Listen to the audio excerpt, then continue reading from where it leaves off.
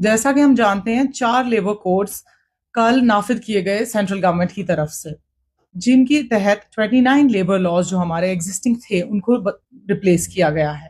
نئے 4 labour codes ہیں: code of wages 2019، industrial relations code 2020، code on social security 2020، occupational safety, health and working conditions code 2020۔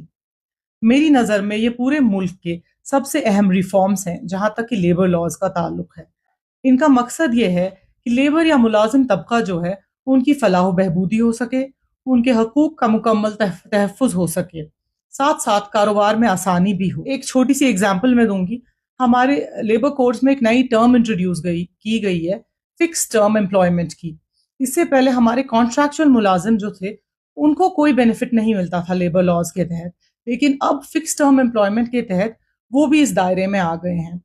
اسی طرح اگر آپ دیکھیں، گریچوٹی کی اپلیکیشن تھی، پہلے 5 سال کی نوکری ضروری تھی گریچوٹی پانے کے لیے، لیکن اب ایلیجیبلٹی کا ٹائم کم کر کے صرف 1 سال بنا دیا گیا ہے۔ ساتھ ساتھ اگر آپ دیکھیں ایک اور چیز ہے جو ہے یونیفارم ڈیفینیشن آف ویجز۔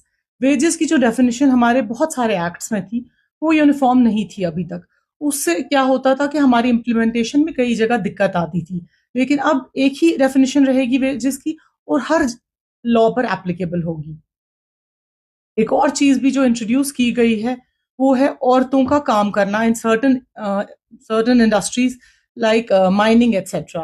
اس میں عورتوں کو رات کو کام کرنے کی پہلے اجازت نہیں دی جاتی تھی، لیکن ان کوڈز نے ایک نئی تبدیلی وہ بھی لائی ہے کہ عورتیں وہاں بھی رات میں کام کر سکتی ہیں۔